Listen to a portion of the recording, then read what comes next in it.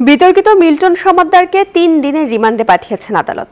সেখানে রয়েছেন আমাদের সহকর্মী আরিফুল ইসলাম। আমরা সরাসরি যুক্ত হচ্ছি তার সঙ্গে। আরিফ, মিল্টন সমাদ্দারকে ঠিক কোন মামলায় রিমান্ডে পাঠিয়েছেন আদালত?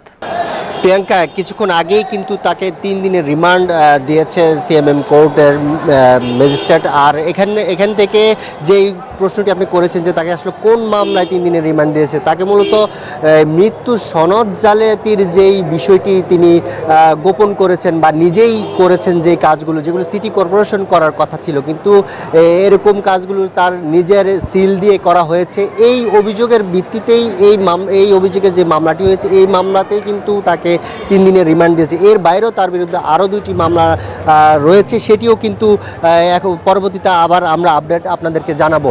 আর এই মামলায় বলা হয়েছে যে তার বিরুদ্ধে যেই মৃত্যু সনদ যে জালিয়াতি, এই জালিয়াতিগুলোরই কিন্তু তার 3 দিনের রিমান্ড হয়েছে। যেমন বলা হয়েছে যে 900 মরদেহ তিনি দাফন করেছেন, তার বৃদ্ধাশ্রম থেকে যে 900 মরদেহ দাফন করেছেন, এই 900-র মধ্যে 800 হচ্ছে তার নিজেরই সিল তৈরি করা সিলের মাধ্যমে তিনি দাফন করেছেন। আর 100 জনের কোনো রকম কাগজপত্র তিনি দেখিয়েছেন, কিন্তু